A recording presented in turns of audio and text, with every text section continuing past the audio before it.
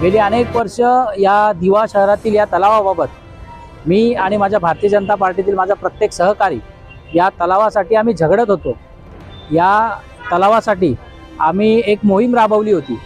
पहिली मोहीम आम्ही अशी राबवली की सेल्फी विथ दिवा शहरातील माझे सुंदर आणि स्वच्छ तलाव, हे यासाठी होतं जेणेकरून या झोपी गेलेल्या प्रशासनाला जाग यावी आणि या तलावाचं त्यांनी सुशोभीकरण करावं।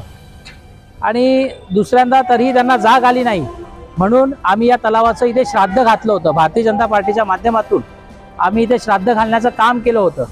पण आज